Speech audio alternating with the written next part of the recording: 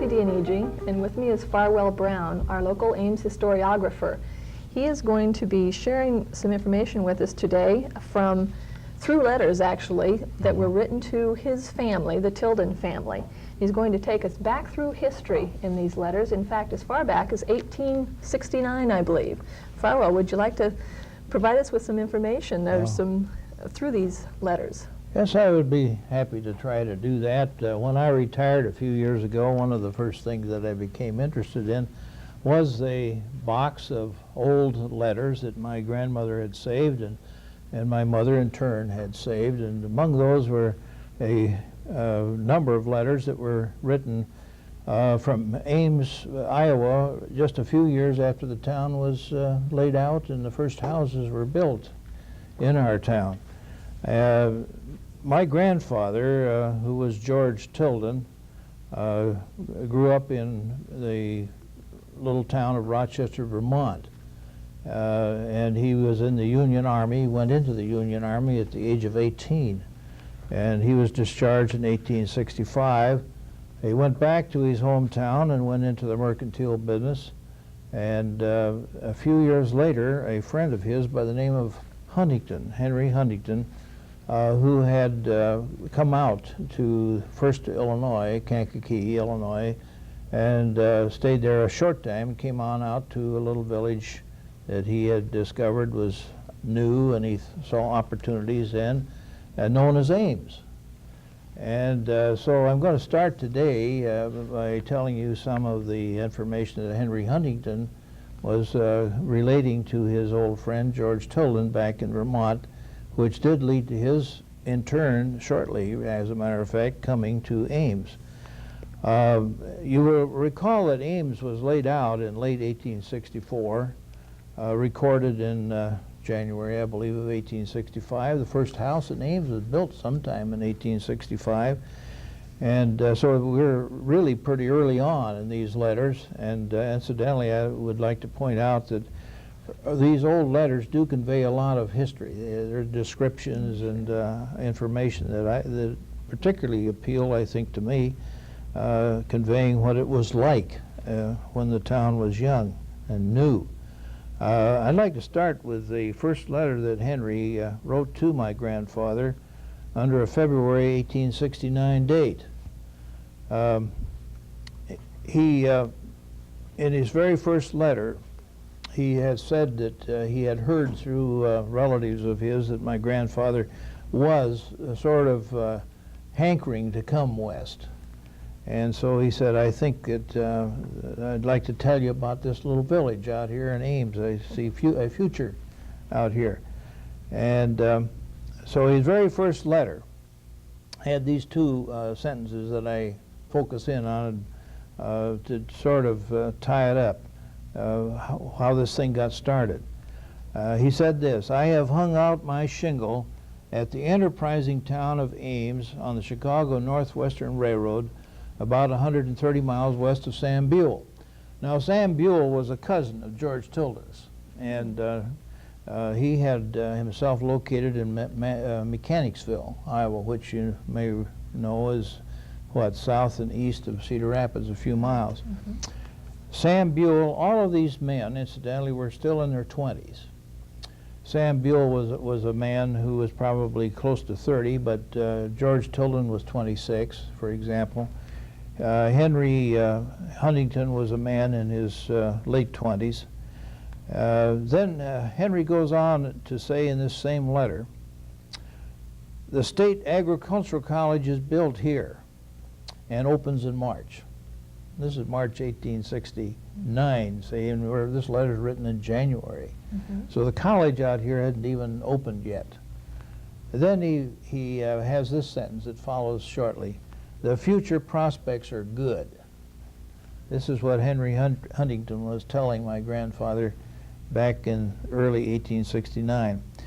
A few weeks later, he is writing again to my grandfather, who obviously has written to him and asked some questions about this town of Ames, and he has this to say.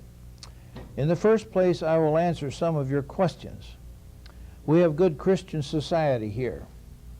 I want to emphasize that. They talk about religion through these letters a lot, and I think that was a subject they were vitally interested in right after the Civil War particularly. These young men had come through what would you call it, a very trying experience in the Civil War. Then he continues, Congregational, Methodist, and Baptist. The first two have churches. The Baptist organized last fall and meet in the schoolhouse. I think that schoolhouse, and I'm pretty sure that it was, the Hoggett School that we restored a few years ago up on the Meeker School grounds. He continues, a two-story building would cost about $1,200. Apparently my grandfather had asked him that question. It would have a first-rate place overhead to live. Choice land unimproved is worth $10 to $15 an acre, 1 to 3 miles from the depot. You can see the importance of the railroad at that time. And the further away you go, the less price you can buy the same quality land for. Then it continues shortly after that, one cannot lose money in real estate as I see it. Ames has a population of about 500. That's doing pretty well for just 4 years old. That's right. There are 11 stores here, all kinds together, and is on the Chicago Northwestern Railroad. They have a road partially graded from here to Des Moines, and he's talking about a railroad, and it may be built and it may not. See, there was a degree of uncertainty still about that. There are 2 men coming from Vermont to build and to run a bank. The stone for the foundation are delivered, and the money came tonight to pay for them. This is so as we have the draft. I might go on to say that in that same letter he says that these men who are coming from Vermont to start a bank are going to build their own home. They're going to build houses shortly. There weren't any houses here at this time. And he has this sentence that I think is significant. I presume that the town will double its people later this year. That's what was happening in Ames in 1869. On the last day of March, he correction. George has left Vermont by the last day of March. And you see he has responded to this suggestion of his friend Henry. And he is writing back to my grandmother every few days as he travels toward Iowa. He tells in one of those letters that he stopped over in Bellows Falls. Now, that's a Vermont town up on the Connecticut River.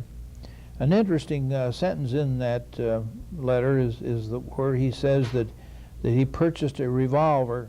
He paid $13 for it. And I was impressed with that because he was coming west, you know, and it was after the Civil War, and this wasn't, when you came out from New England, you probably wanted to have a revolver with you. Wanted protection. Yeah. Right. And then he tells about being slowed down because of high water along the railroad.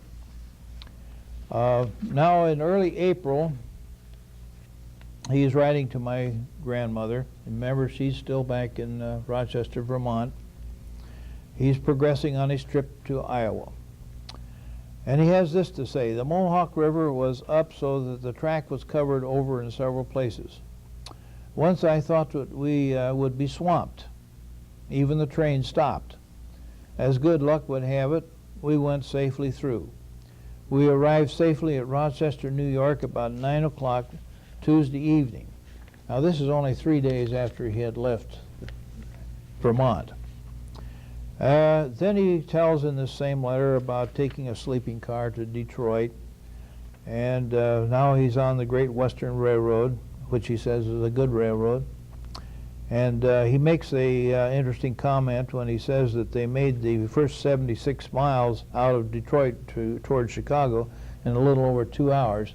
And that wouldn't be much over 35 miles an hour, would it? But I'm sure they thought that was great speed. Right. He thought that was something. And then they arrived in Chicago. And he discovered he had to stay overnight. And he stays at a hotel known as the Hatch House, or the Hatch Hotel. A low-priced house. It seems respectable, he said. I don't think I'd stay here again. That's his bottom line conclusion, I guess. And lots of immigrants stayed here last night, one man and wife with 4 small children, another with 8, seeking homes in the far west. The man with 8 children had been swindled out of every dollar that he had yesterday on the train. Then he goes on to explain the story. He said, the way I heard their story this morning was this. 2 men on the train claimed to be merchants and stated that they wanted to pay out money at one of the cities. They got him to cash their check for $700 payable at a Chicago bank. The check proved to be a forgery. It's a sad story, but you'll run across things like this in these old letters. About a week and a half later, George is writing again to his wife Lydia back in Rochester, and this time he is in Ames. And he says, I arrived here last night. This is in Ames, Iowa. I haven't said anything to Henry about my chance for business here. I have talked a little bit around, and from what I have learned in conversations, I have made up my mind that it is a poor show here for me. That was his first reaction. When you see pictures of the early village, you can tie these together, but wait now and see how he changes. He goes on a little bit in that same letter and says, this is quite a pleasant place for a western town. See, this was a western town. But like most places out here, he said, business is rather overdone. And then here's an interesting comment. He said, I have been out walking after dinner, went out a little over a mile on the railroad track, had a fine view of the college. A fine building, cost $125,000. One building. The college was a building. See. And then in the continuation of that letter, another short observation that he makes, he had been to church down at the Methodist Chapel, which was on the corner of Main Street and Kellogg. And that church, you may recall, was the second church built in our little town. Was built in 1866, just 3 years earlier. He enjoyed it very much, he said, when he attended a concert down there. This was on Sunday evening. The house was full, and here's what caught my eye. All young people, not a gray head to be seen. I then realized I was in a new country. That was Ames in 1869. Now, a little bit later, in April, he has left Ames and he's gone back to Mechanicsville. You may recall I said he had a cousin over there. And in this letter he says that he is taking a little time now to decide where he wants to settle. So he says, I have stopped at Ames for 2 weeks. And I boarded at a hotel. Rather hard grub, but I got along with it very well. Now that was the old Ames Hotel at one time known as, at the time he stayed there, it was known as the West House, I believe. And that stood right where the Masonic building is today. I rode horseback one day out in the country with a young man recently from Vermont. I can't say that I like the land in Story County. You know, he hadn't seen a lot of it yet. There are, of course, some very fine farms. Now, here is a sentence that is significant. I made up my mind to close a deal with him, and he's talking about Henry Huntington, and of course, with the other partner. I decided to take a few days, and as I say, this few days he's traveling around. He's going to see his cousin, and think this matter over. Yes. On May 28th, see, that's about a month later. He's back in Ames, and he's writing again to Lydia, his wife. At last the question is settled. I have made a trade with G&H. That's the firm that was here. Huntington and Bigelow, right. It's B&H. Excuse me, I don't read right. Bigelow and Huntington. and I have purchased a 1/3 interest in the store building and in the stock. The new concern is to be known as Bigelow, Huntington, and Tilden. And so George Tilden has decided to tell his wife to come now and bring their little boy, Lucian, who's about a year old, to come to Ames. Now let's go on and see what else he says about the town in this same letter. I don't like the surroundings here for farming purposes near so well as where Fred is. Now Fred was up in, that's his brother, his younger brother, who had bought a farm up in Delaware County near Manchester. It is too flat and pondy. Remember how Ames has a reputation for having been marshy? Yes. But it is very rich soil. See, he was aware of what was good here, all right, that way. But then he says, I think I shall like my new situation. I have a very good store and a clean stock of goods. I haven't had time to look for a boarding place. Shall do so as soon as possible. Then he repeats in this same letter about the fact that there were two churches here, the Congregational and the Methodist. And the Baptists have hired a pastor and will build a church this summer. Actually, the Baptists built their first church building on the corner of Kellogg and 5th Street in 1872, completed in 72. However, they were organized when he had just organized when he wrote these letters.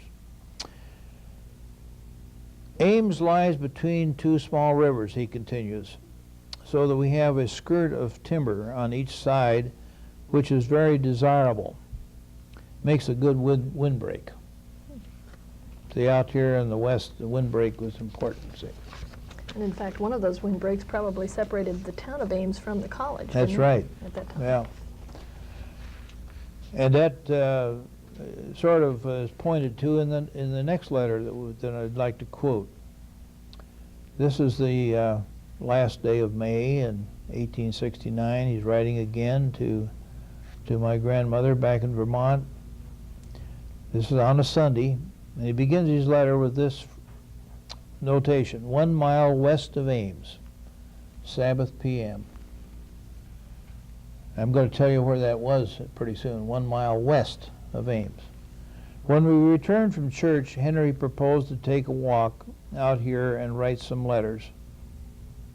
It is very pleasant. The little birds are singing their evening songs. All nature seems to be speaking of the goodness of God. Now, where were they? They're in a grove of trees 1 mile west of Ames, and that would be just up the slope there on the east side of Squaw Creek, where Squaw Creek is today. You may recall that the furthest street west at that time was Burnett, and not too many houses were built that far west when this letter was written. And so he had roughly figured he was about a mile west of the village. And remember, the college is only one building sticking out there on the prairie further to the west. Then he goes on, I have been to church all day. I listened to a Baptist preacher. This gives you an idea what the village life was like. Listen to a preacher who is located here, a Baptist preacher. The Congregational Society will have a minister next Sabbath. The text this AM was, am I my brother's keeper? This PM, there is pleasure in the service of God. You notice he says he's been at church all day. And then listen to what he says next. I went to the Sunday school this noon, see? Meant the noon hour, Sunday school. Had a pleasant time. The superintendent urged me to take a class of young ladies. I declined. He soon returned stating that the young ladies wished me to be their teacher, and I finally decided to take the class. So you see, they persuaded him, and I refer to this once in a while, talking about the early churches in Ames. I think that the kind of persuasion has to be used even today. He continues by saying, I haven't found a place for us to board yet. And he refers to Henry May as a man that he has been recommended to him that has a place that he might find boarding for himself and his wife. Henry May, formerly of Connecticut, recall that he was our first school teacher in Ames, Henry May. Henry May had been in the State Department during the Civil War period and had come out here to Ames, was highly educated, and he took over the task of teaching the pupils in the Hoggett School, which at that time was still down near Squaw Creek. Okay, he talks with Henry May, and he said that he would discuss it with his wife and see how she felt about it. They might add on a room up there. Henry May's home was right about where the Mary Greeley Hospital is today, on the Duff Avenue side, just above 11th Street. That's where Henry May's place. And in this letter, he makes a point of the fact that it's over half a mile from the village up there, and he'd like to find a place closer. So he's still staying in the hotel up to this He's point. probably staying at the little old hotel, new hotel then. Well, the next day, as a matter of fact, he sits down and writes this: 2 months yesterday since I left you. It seems a long time. I am impatient for the time when you will be with me. I feel anxious about you. I feel that it would be too hard for you to come so long a journey with baby Lucian.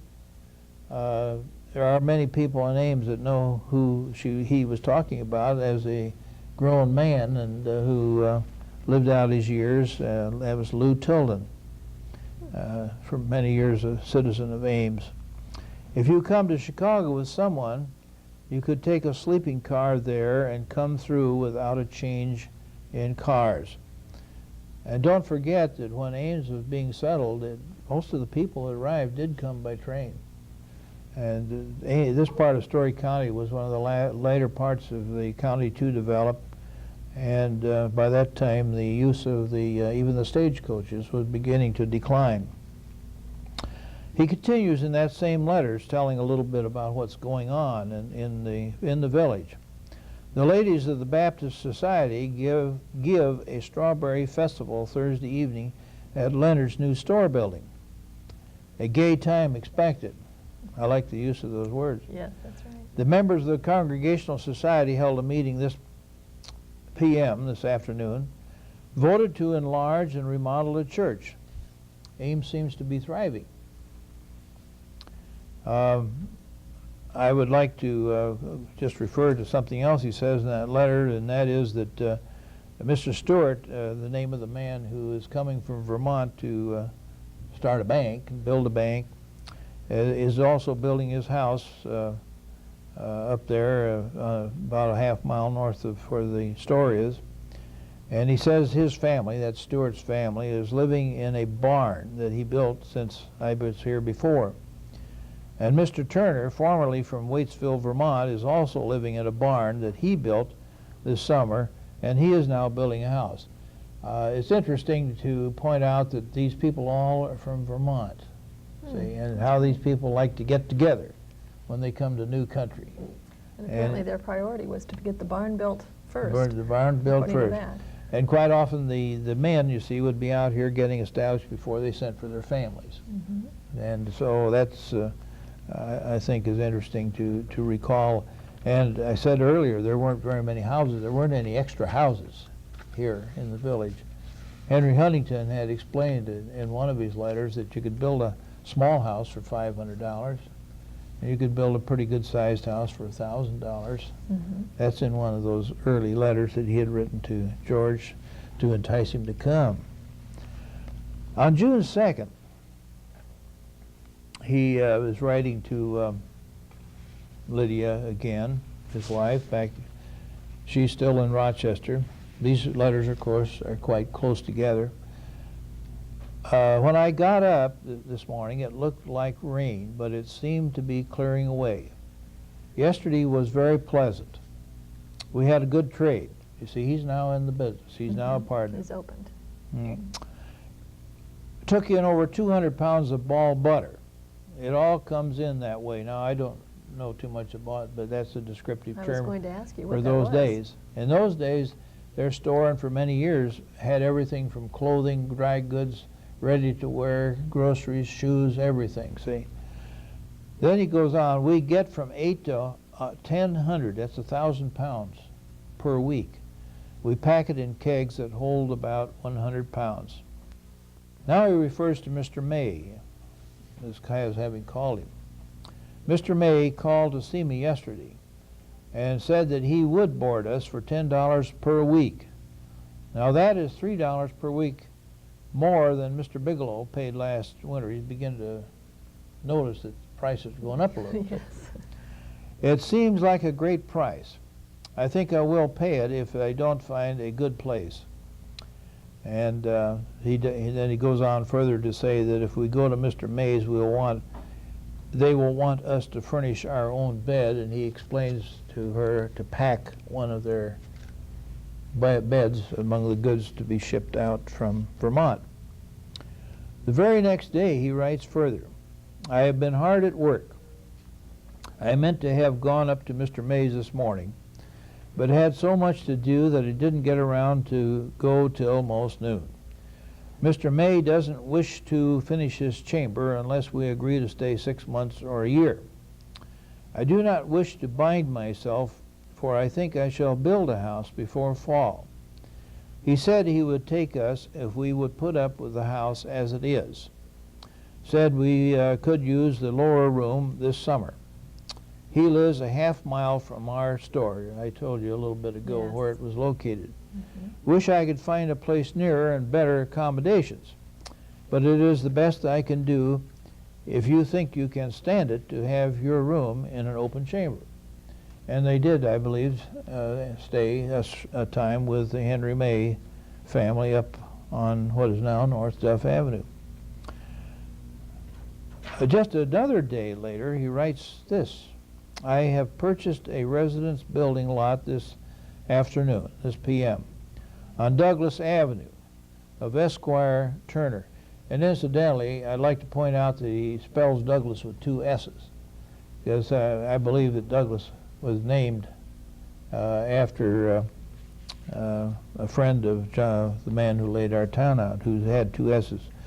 And he built before the year was out. He built a very fine home up there, considered so in those days. It was patterned after the home that he had built back in Rochester, only it was larger. And Was this near his store then? it was a half-mile north of the store. Now, he was up there on Douglas Avenue, in about the middle of the block on the west side of Douglas, between 9th and 10th Street. And today, that half of that house still remains over on the Kellogg side of the block, about the middle of the block. And I think it was around 1904, 1905, after my grandfather had died. My grandmother had that house sawed in 2, made into 2 houses. And they moved it over onto Kellogg and built a new home over on the Douglas site, facing Douglas. But it's interesting to me to know that half of that house still remains. See, Quite an old one. yeah, and you see, I think it is. He's talking now about Douglas Avenue. Mm-hmm. I think it is one of the best streets in town. The nearest neighbors are Vermont people. There you go again. See, they like to be close to people those that that came they're from familiar the with, same yes. place, right? All came here this spring. I came near forgetting to tell you what I paid for it. Now he's talking about the lot. He paid $160 for that lot. I don't think I shall do anything about building until you come, so as to have your advice. And of course they did build the house. Shortly afterwards he continued, if you haven't sold the buffalo robe, and some of his letters contained a lot of instructions to her, who to see, who to get to help pack, and so forth, and what it was going to cost In preparation in for her trip preparation for the west. trip west. Yeah. And he said, if you haven't sold the buffalo robe, you may bring it, if you can't get $17 for it. Have the boxes marked Bigelow, Huntington, and Tilden, Ames, Story County, Iowa. And he closes that letter, I think it's near the end of the letter. This is a beautiful morning, a nice cool breeze. The roads are nice and dry in town. how I would like to go out and take a drive with you. He's missing her, isn't he? Right. So, near one of the last quotations that I'd like to make this morning is from a letter he wrote just a few days later. With reference to the town, it gives you a feel of what it was like. It's a new town, little town. It's on the railroad. And he says this: "The trains passed through here this morning from Omaha to Chicago. They ran against a cow as they were coming into town." Imagine that. Killed her instantly. The officers on board the officers were on board. At Ontario, a few miles west of here, they ran over a flock of sheep. Definitely a rural area. Right. Mr. McLean, the depot agent, was in this morning telling about it. Said that the officers of the road had beef at Ames and mutton at Ontario and came near taking their last meal here. Said he had heard a report of the train at Clinton, and at the rate they were traveling, they would make the trip in 15 hours. And I'm sure he was talking about the trip to Chicago, because they were headed from Omaha to Chicago. There's a large amount of business done on this road. He's talking about the Chicago Northwestern Railroad. Trains passing every little while. Nearly all of the rolling stock of the Union Pacific has passed over this road. Such splendid cars and engines as I ever saw. What will this country be when its resources are developed? And that was in 1869, and the first trains that had come through Ames had come through here in mid-April of 1865, just 4 years earlier. And you can see how he changed from the time he first thought this Ames was no place for him. And now he's Feeling very showing positively. enthusiastic. Yes. Right. And so those are the some of the quotations that I'd like to leave you with, hoping that it gives you a feeling of what it was like in the little village. And George Tilden, by 1883, bought out the firm. He bought out his partners, Bigelow and Huntington, and for a time Bigelow and Huntington operated another store down the street, and one of them passed away and the other one moved away. And George Tilden continued to expand his store, and ultimately it became the largest department store in the county.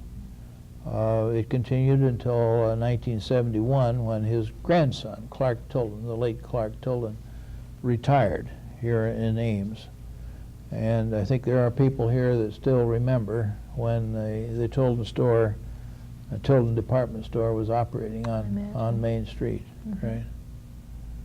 So, Don't you get a feeling from these letters that it was a time of excitement in Ames? yes, I do. With all these young people here building and... That is right, and the enthusiasm seemed to build as time went on, and you feel it reading the letters in full.